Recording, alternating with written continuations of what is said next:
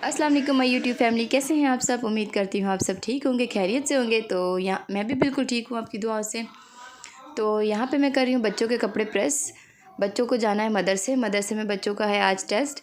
तो बच्चे जिस दिन मदरसे में बच्चे कोशिश करते हैं बच्चे के ज़्यादातर वाइट कपड़े पहन के जाए, तो वाइट कपड़े बच्चे पहनते तो है, लेकिन एक दिन भी बच्चे सही से रखते नहीं हैं। इतनी कम वक्त में इनको जाकर वापस आना होता है, लेकिन ये लोग उसमें भी कपड़े इतने मैले कर देते हैं। तो बच्चे ने यहाँ पे खुद ही से कह रहे कि आज टेस्ट है तो हमें वाइट कपड़े चाहिए, तो उसने निकाल के दिया। तो मैंने कहा इसको चलो प्रेस कर देती हूँ। तो यहाँ पे मैं बच्चों के कपड़े प्रेस कर रही हूँ।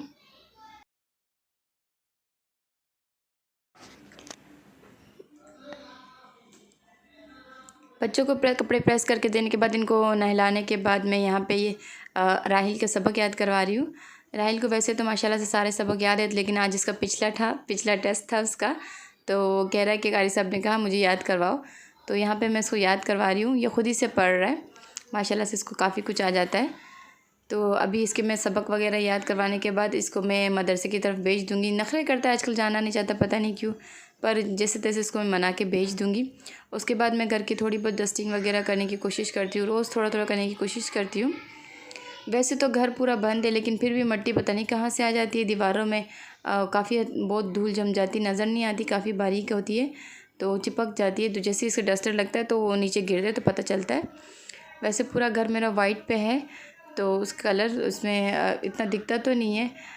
फिर भी मैं कोशिश करती हूँ रोज़ का थोड़ा थोड़ा मैं हल्का फुल्का डस्टिंग कर लूँ।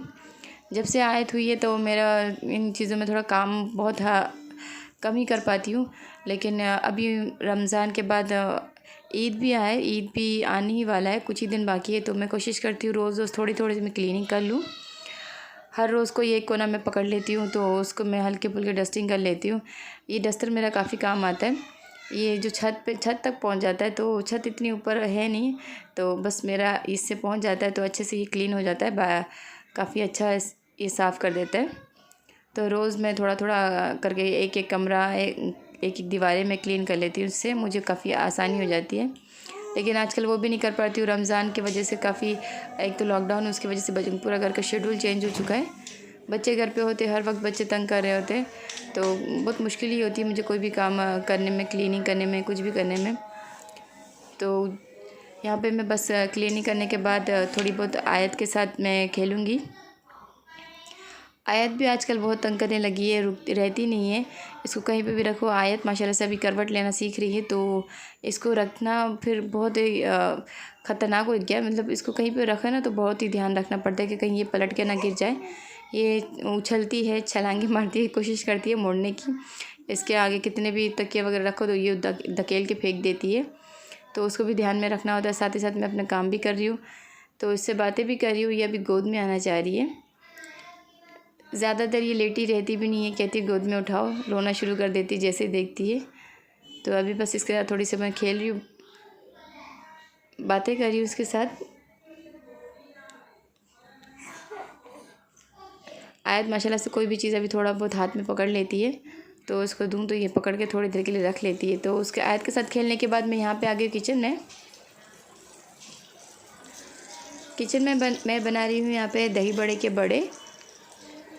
तो ये माश की दाल के मैं बड़े बना रही हूँ, ज़्यादा नहीं बना रही, तो सिर्फ हम 2 बंदों के, लेकिन ये भी बहुत हो जाता है हमारे लिए। तो बस मैं बड़े कोशिश करती हूँ कम बनाने की, तो फिर मैं यहाँ पे बना रही हूँ। अगर ज़्यादा हो जाएगा तो मैं रख लूँगी। तो यहाँ पे मैं बड़े डाल रही हूँ तेल में। बड़े हमें छोटे छोटे डालने होते हैं, नाम से ये दही बड़े होते हैं, पर इसके हमें छोटे छोटे बॉल्स डालने होते हैं, तो फिर ये उससे फूल के बड़े हो जाते हैं। तो हमें इसको हल्के आंच में क्रिस्पी करना है, ब्राउन करना है, जलाना नहीं है, लाइट ब्राउन करना है। साथ ही साथ हम जैसे बड़ों को डालते हैं, थोड़ी बाद हमें इसको अच्छे से हिलाना होता है ताकि ये जो चिपके रहे वो खुल जाए। उसके बाद मैं इसको गोल्डन ब्राउन होने पे, हल्का सा फ्राई होने पे क्रिस्पी सा हो गया, तो मैं इसको एक छाबी में रख लूँगी। मैं इसको इसमें रखती हूँ ताकि इसके नीचे एक प्लेट होता है, तो ताकि इसमें जो एक्स्ट्रा ऑयल है वो निकल आए।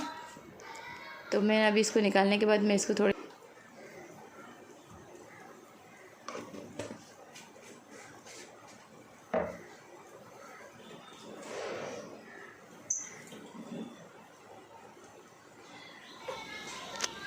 तो यहाँ पे मैं बना रही हूँ फ़िश पकोड़ा। यहाँ पे ये मेरे हस्बैंड की फरमाइश पे बनती है। बच्चे भी थोड़े बहुत चख लेते हैं क्योंकि बच्चे मछली खाते नहीं है, तो मैं उनके लिए अलग अलग तरीके कुछ ना कुछ कोशिश करती रहती हूँ। तो यहाँ पे मैंने फ़िश लिया है जिसमें कांटे नहीं है, बिल्कुल कांटे के बगैर है। बोटियाँ इसकी पीसेस आप अपनी मर्ज़ी से जितना मर्ज़ी कर सकते हैं, छोटे बड़े। मैंने यहाँ पे ना इतने बड़े दिए ना छोटे दिए, क्योंकि ये तलने के बाद थोड़े से श्रिंक हो जाएंगे, ज़्यादा नहीं होंगे, बस थोड़ा बस ज़्यादा छोटे छोटे अच्छे नहीं लगते, दिखने में अच्छे नहीं लगते। तो यहाँ पे फ़िश पकौड़ा बनाने के लिए मैंने यहाँ पे लिया है कि बेसन 2-3 चम्मच टेबल स्पून जो होते हैं वो ले लेंगे।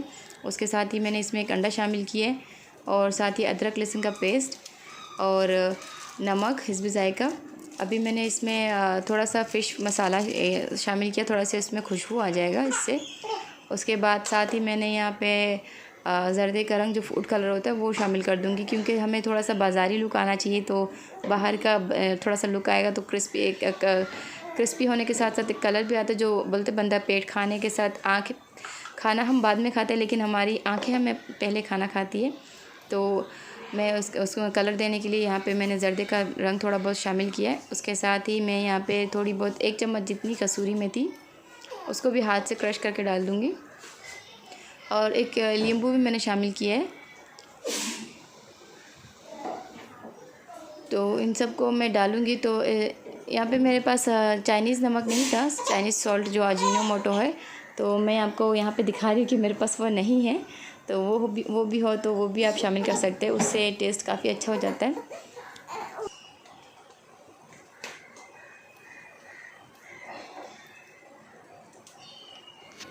उसके बाद हम इसमें थोड़ी सी ज़ीरा पाउडर, जो भुना हुआ ज़ीरा है पिसा हुआ, वो थोड़ा बहुत शामिल कर दूँगी। तो इसमें कुटी हुई मिर्ची भी डाल सकती हूँ, तो मैं थोड़ी बहुत कुटी हुई मिर्ची भी डाल दूँगी अगर आप स्पाइसेस खा सकते हैं तो मैं कोशिश करूँगी थोड़ा कम डालने के, बच्चों की वजह से। तो मैंने यहाँ पे आधा चम्मच जैसा कुटी हुई मिर्च, जो सुर्ख मिर्च होती है, वो मैंने शामिल कर दी है।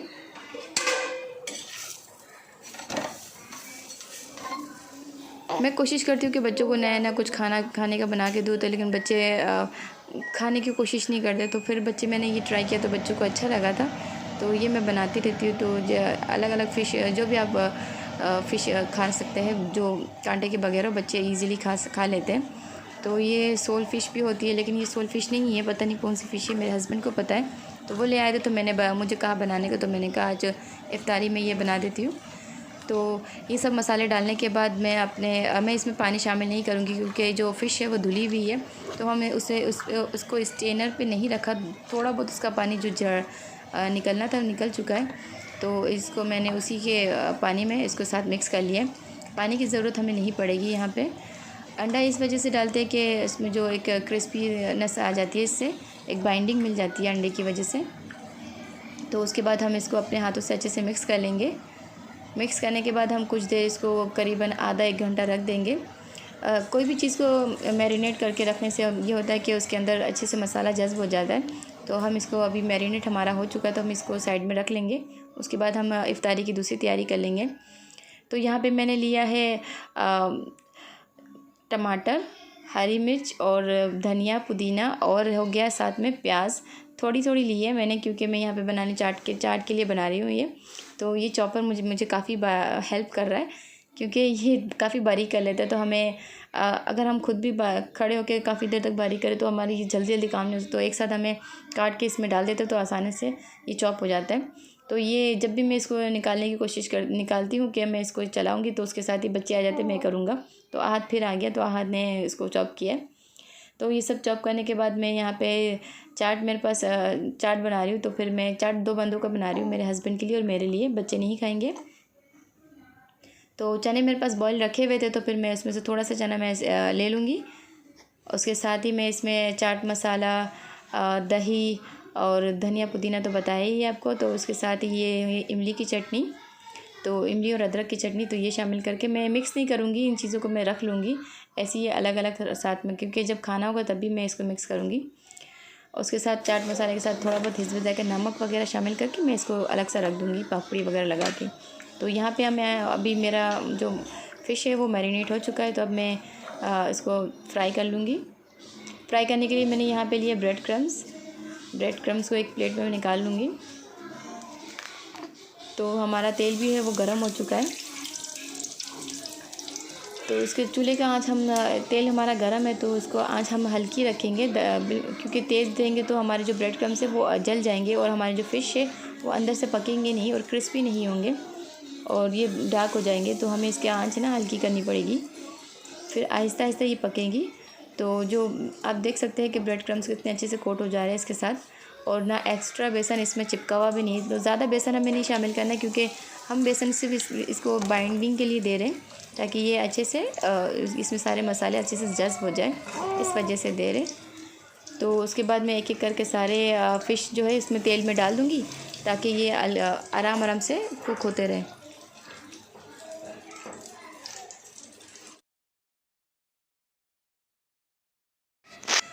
तो जब हम फ़िश डालते हैं तो एकदम तेज़ आंच पे नहीं डालना है। तो उसके ये वजह है कि उसकी जो ब्रेड क्रम्स वगैरह है तो फ़िश ऊपर से जल जाएगी लेकिन अंदर से नहीं पकेगी। तो हमें एकदम से तेज़ आंच पे नहीं डालना है, आंच हमारी स्लो हो।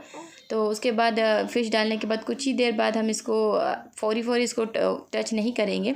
उससे ब्रेड क्रम्स वगैरह जो इसके साथ जो जितना चिपकना होता है वो नहीं चिपकेगी, वो टूट जाएंगी आपस में। तो वो इसका लुक इतना अच्छा नहीं आएगा और फिर सारे बिखर जाएंगे। तो हम फ़ौरन तेल पे डालने के बाद कुछ ही देर बाद जाके जब ये थोड़ी सी क्रिस्पी और होने लगेगी तो अब हार्ड होने लगेगी तो हम इसको पलटेंगे। तो मैंने इसको चम्मच से अभी इसको हिला दिया है, देखिए आप, ये बिल्कुल अलग अलग है। तो इसको हम चटनियों के साथ खा सकते हैं, फ़िश पकोड़े के साथ। तो आपको पता है आप इसको कोई भी नाम दे दें, मैंने तो इसको फ़िश पकोड़ा नाम दिया है क्योंकि ये मेरी खुद की ईजाद करदा है, तो फिर इसलिए मैंने इसको फ़िश पकोड़ा ही कहती हूँ। तो इससे आप देख सकते हैं कितनी गोल्डन और क्रिस्पी हो रही है। तो इसको हम चटनी के साथ, इमली की चटनी, कोई भी चटनी हो जो इसके साथ सर्व कर सकते हैं।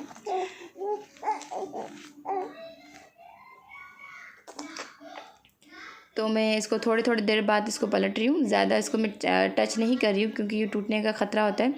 तो उसके बाद ये देखिए आप, इसका लुक ये बिल्कुल अलग अलग है, बिल्कुल नगेट्स की तरह, या फिर आप ब्रोस्ट वगैरह कह सकते हो, उसके जैसा लुक आ रहा है।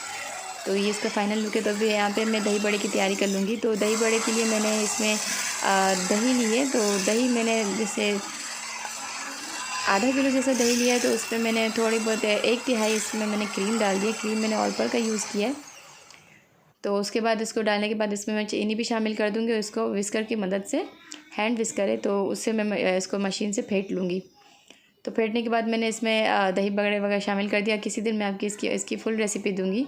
उसके बाद आप मेरे दही बड़े का फुल लुक देख सकते हो। तो ये मेरी इफ्तारी की तैयारी मेरी हो गई फाइनल।